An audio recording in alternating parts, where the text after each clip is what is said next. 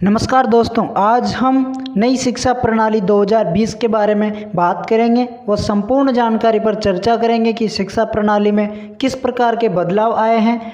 तो वीडियो को पूरा देखिए, आपके सारे डाउट्स क्लियर हो जाएंगे। और इससे पहले एक बात बता दूं कि यदि आप हमारे चैनल पर नए हैं तो चैनल को सब्सक्राइब कर लीजिएगा। आपको इसी तरह की नई नई अपडेट्स प्राप्त होती रहेगी। तो दोस्तों, इतिहास में ये घटना 3 ही बार हुई है, इसलिए इस घटना को जान लेना बहुत ही ज़रूरी है। भारत ने आज़ाद होने के बाद ये नज़ारा तीसरी बार देखा है, जिसको आज हम तुम्हारे साथ डिस्कस करने जा रहे हैं। भारत अपनी तीसरी शिक्षा नीति को आपके सामने लेकर आ रहा है, जो कि नई शिक्षा नीति 2020 के नाम से जानी जाएगी। केंद्रीय कैबिनेट ने इसको मंजूरी दे दी है और वर्तमान शिक्षा नीति में बहुत ही परिवर्तन हुए हैं, जिसको आपके द्वारा समझना बहुत ही महत्वपूर्ण है, क्योंकि भविष्य में आपका वास्ता इसी से होने वाला है। तो भारत ने अपनी पहली शिक्षा नीति जारी की थी सन 1968 में, तथा भारत ने अपनी दूसरी शिक्षा नीति जारी की थी सन 1986 में। अर्थात 68 के 6-8 को बदल के 8-6 में चेंज हो गया। इस प्रकार से आप याद रख सकते हैं। तो पहली नीति आई थी स्वर्गीय प्रधानमंत्री इंदिरा गांधी जी के समय, तथा दूसरी नीति आई थी राजीव गांधी जी के समय। उस समय मतलब राजीव गांधी जी प्रधानमंत्री थे। तथा अब जो ये तीसरी शिक्षा नीति आई है, इनके समय नरेंद्र मोदी जी प्रधानमंत्री है। तो दोस्तों, ये नीति 34 साल बाद आई है, जिससे आपके पढ़ने के तरीके एकदम बदलने जा रहे हैं। और आज मैं इन बदलावों की जानकारी आपसे साझा करूंगा, तो आपका दिमाग इन जानकारियों से भर जाएगा। तो दोस्तों, ध्यान से सुनिए। नंबर 1 बात यह है कि शिक्षा नीति होती क्या है। सबसे पहले तो हम शिक्षा नीति के बारे में समझते हैं। तो आप सभी और हमने जो अभी तक पढ़ाई कर रहे थे वो थी 10th तक, जैसे पढ़ लिए हम। 10th के बाद 12th करते हैं, और उसके बाद जो भी प्रोसेस चलती है BA BSc।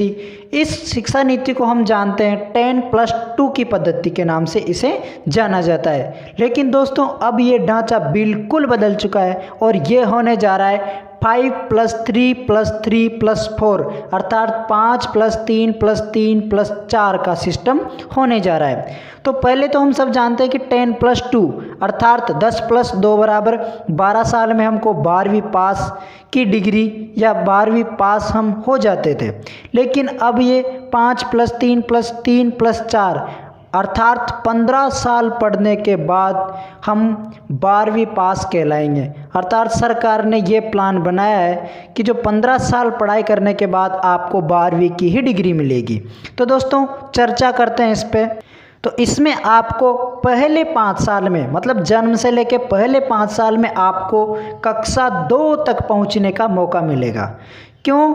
क्योंकि इसमें LKG UKG पहले अदर स्कूलों में होती थी, प्राइवेट स्कूलों में, इनमें।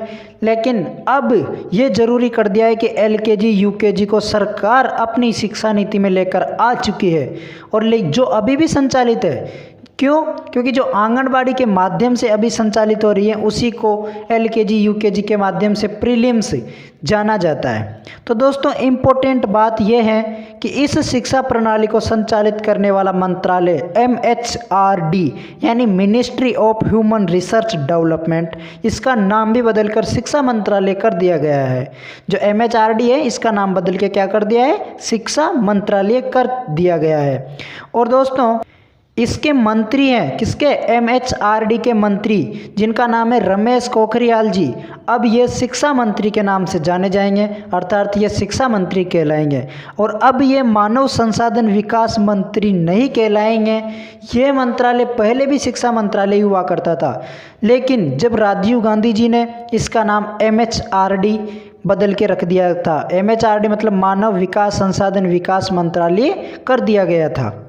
और आप मुझे कमेंट में ये बता सकते हैं कि भारत के पहले शिक्षा मंत्री कौन थे। अभी ये जो बने रमेश पोखरियाल जी, इनको भी प्रथम ही शिक्षा मंत्री के नाम से जाना जाएगा, लेकिन ये प्रथम शिक्षा नीति के हिसाब से जाने जाएंगे। लेकिन जो पहले शिक्षा मंत्री थे, उनका नाम क्या था, वो आप कमेंट सेक्शन में हमें बता सकते हैं। अब बात करते हैं 2 साल के बाद आप तीसरी में पढ़े है ना, 3 में पढ़े, कक्षा 4 में पढ़े, फिर 5 में पढ़े, फिर आपको पढ़ाया जाएगा 8वीं तक। अब यहाँ से कुछ महत्वपूर्ण बदलाव हुए हैं। तो कक्षा 5 के बाद आपको एक मातृभाषा लेनी पड़ेगी, अर्थात आप जैसे ही 5वीं पास करोगे तो आपको एक मातृभाषा लेनी पड़ेगी। मतलब जिस भाषा में आप बोलते हो, जो भाषा आपकी सक्रिय भाषा है, वो भाषा आपको चूज करनी पड़ेगी। तो कक्षा 6 से ही आपको कोडिंग भी सिखाई जाएगी, और जो कि स्किल डेवलपमेंट में ज़रूरी होगा। मतलब जिसमें आपकी रुचि है, आपकी किसी में भी रुचि हो, उसके लिए आपको कोडिंग सिखाई जाएगी। जैसे आपको कोई भी चीज़ सीखनी है, जैसे कि आपको संगीत सीखना है, आपको पंचर निकालना है, आपको कोई गाड़ी ठीक करनी है, कोई भी A to Z कोई भी काम हो सकता है, वो आपको कक्षा 6 से ही सिखाया जाएगा। मतलब आपकी रुचि का काम आपको सिखाया जाएगा। इसके बाद आप कक्षा 7 पढ़ेंगे, 8 पढ़ेंगे। अब आपको कक्षा 9th से ही सब्जेक्ट चूज करना पड़ेगा। जैसे ही आप 8वीं पास होंगे, आपको कक्षा 9th से ही सब्जेक्ट चूज करना पड़ेगा। अब मज़ेदार बात सुनेगा कि कोई एक सब्जेक्ट लेने के लिए जोर नहीं डालेगा। जैसे कि आप अभी साइंस के साथ, जैसे साइंस ले रहे हो तो मैथ्स, फिजिक्स, केमिस्ट्री ये आपके लिए अनिवार्य होगी जब आप मैथ्स लोगे तो। लेकिन अब ये बात बिल्कुल नहीं रही। यदि आपको साइंस में फिजिक्स पढ़ने की रुचि है तो आप फिजिक्स पढ़िए, उसके साथ आपको यदि संगीत में रुचि है तो संगीत पढ़िए, यदि आपकी भूगोल पढ़ने की इच्छा है तो आप भूगोल भी पढ़ सकते हैं। तो दोस्तों, इसके लिए आपको कोई भी जोर नहीं दिया जाएगा, ये स्टूडेंट की रुचि से ही क्रिएट किया जाएगा।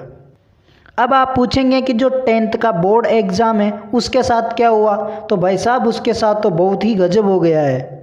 10th क्लास में रटे रटाई विद्यार्थी पास नहीं होंगे। इसके लिए 3 प्रकार की ग्रेडिंग की जाएगी।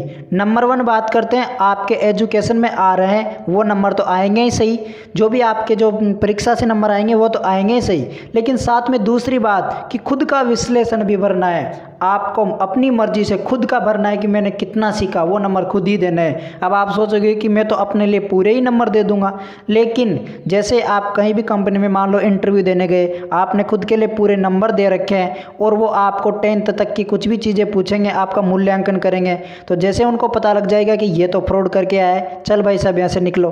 और तीसरी बात है कि आपके दोस्त भी आपको नंबर देंगे। अब वो बात नहीं रही, पहले बोलते थे कि टॉपर का कोई दोस्त नहीं होता। यदि आपको टॉप करना है तो आपके दोस्तों के साथ मिलजुल के रहना पड़ेगा, आपको आपके दोस्तों से प्रेम व्यवहार रखना पड़ेगा, वो भी आपको नंबर देंगे और ये नंबर भी आपको 10th में ज़रूरी होंगे।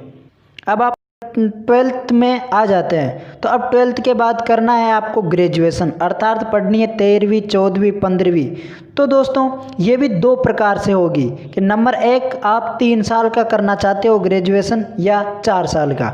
अगर आप नौकरी के लिए पढ़ाई कर रहे हैं तो 3 साल की ग्रेजुएशन ही आपको करनी पड़ेगी। लेकिन आप रिसर्च करना चाहते हैं तो आप 4 साल की ग्रेजुएशन करना पड़ेगा। जिसके बाद आप MSc या MA करना चाहते हैं, मान लो आपकी ग्रेजुएशन हो गई 3 साल की, 4 साल की, तो जिसके बाद आप MSc कर रहे हो या MA कर रहे हो, तो रिसर्च वालों के लिए तो वो मात्र 1 साल की होगी। जिसने रिसर्च की है, मतलब 4 साल की ग्रेजुएशन की है, तो उनके लिए तो मात्र MSc या MA 1 साल की रह जाएगी और डायरेक्ट आपको PhD में भी एडमिशन मिल जाएगा। अब सामान्यतः विद्यार्थी MSc के बाद करते हैं MPhil। अब ये डिग्री ही ख़त्म कर दी गई है। कौन सी? MPhil वाली डिग्री ख़त्म कर दी गई है। अब क्वेश्चन आता है कि किसी को यदि B.Ed करना हो तो क्या करेगा? तो सुन लो, B.Ed कॉलेज बंद कर दिए जाएंगे, क्योंकि अब ग्रेजुएशन के साथ ही शिक्षण पद्धतियाँ सिखाई जाएगी। आपको पढ़ाने के तरीके, आपको शिक्षण करवाने के तरीके, यह सब ग्रेजुएशन में ही सिखाए जाएंगे। और यदि आपको B.Ed की डिग्री लेनी है तो वह 4 साल में मिलेगी, जो 12वीं के बाद से ही शुरू हो जाएगी। अब आपके दिमाग में एक सवाल आएगा कि किसी को B.Tech करना है, वो IIT में जाना है, तो वह क्या करेगा? तो जान लो, सबके लिए एक ही एग्ज़ाम होगा। जैसे आपको B.Tech करने से पहले कोई एग्ज़ाम देना पड़ता है, IIT का एग्ज़ाम लगता है, JEE का एग्ज़ाम लगता है, मेंस का एग्ज़ाम लगता है, तो इन सब को बिल्कुल हटा दिया गया है तथा इनके स्थान पर मात्र एक ही एग्ज़ाम देना पड़ेगा जो सबके लिए समान रहेगा। उसका नाम होगा NTA एग्ज़ाम, यानी नेशनल टेस्टिंग एजेंसी के द्वारा ये एग्ज़ाम लिया जाएगा, जो सबके लिए बराबर होगा। और इसके साथ ही एक बहुत मोस्ट बात जान लो कि जो मेडिकल व लॉ वाले हैं, इन सबको इससे बाहर रखा जाएगा। मतलब NTA इनका एग्ज़ाम नहीं लेगा, ये बाहर रखे जाएंगे NTA से। इसके साथ ही मल्टीपल एंट्री व मल्टीपल एग्जिट भी शुरू की गई है। अब आपके दिमाग में सवाल आएगा ये मल्टीपल एंट्री व मल्टीपल एग्जिट क्या है। तो दोस्तों यदि आप जैसे मान लो कि ग्रेजुएशन कर रहे हैं तो आपने फर्स्ट ईयर पास की, तो फर्स्ट ईयर पास करने के बाद आप पढ़ाई छोड़ देते हैं, तो आप ये किसी से नहीं बोलोगे कि हमने ग्रेजुएशन कर ली। तो इसके लिए उन्होंने एक सॉल्यूशन निकाला है कि जो 1 साल पढ़ाई छोड़ देते हैं, 1 साल पढ़ाई करके यानी फर्स्ट ईयर पास करके छोड़ देते हैं, तो उनकी पढ़ाई रद्द नहीं जाएगी, उनके लिए एक सर्टिफिकेट दिया जाएगा। तो आप ये नहीं बोलोगे कि हमने फर्स्ट ईयर छोड़ी है, आप बोलोगे कि मैं सर्टिफिकेटधारी हूँ।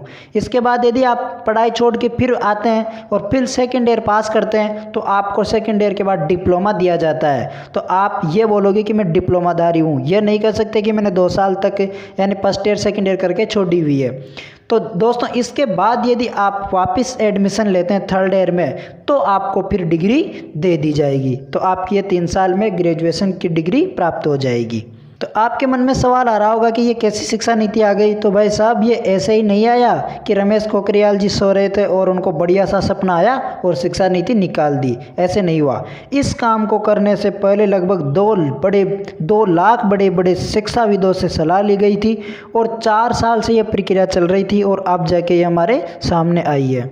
और इस शिक्षा नीति का ड्राफ्ट तो इसरो के वैज्ञानिक थे के कस्तूरी रंगन जी, उन्होंने सन 2019 में ही बनाकर सौंप दिया गया था पूरी जो शिक्षा नीति है इसका ड्राफ्ट। और सरकारी व गैर सरकारी स्कूलों व यूनिवर्सिटी का सिस्टम भी एक समान होगा। आप सोचते हैं कि वो यूनिवर्सिटी प्राइवेट में उसमें अच्छे से पढ़ाई होती है, इस स्कूल में पढ़ाई अच्छी नहीं होती, इस यूनिवर्सिटी में अच्छी नहीं होती, तो अब सबके लिए समान प्रकार का पैटर्न एक सिस्टम होगा, वो सभी के लिए समान होगा। तो आप यह नहीं कहोगे कि इस यूनिवर्सिटी में सही पढ़ाई होती है, इसमें ख़राब होती है। और इसके साथ ही टीचरों की, सभी टीचर्स की स्पेशल ट्रेनिंग भी करवाई जाएगी।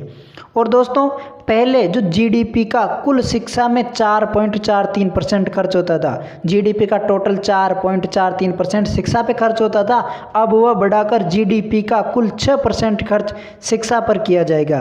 तो ये थी दोस्तों शिक्षा नीति के बारे में कुछ बातें जो आपको समझ में ज़रूर आई होगी। समझ में आई है तो वीडियो को लाइक कीजिएगा, चैनल को सब्सक्राइब व शेयर ज़रूर कीजिएगा। थैंक यू, धन्यवाद सो मच।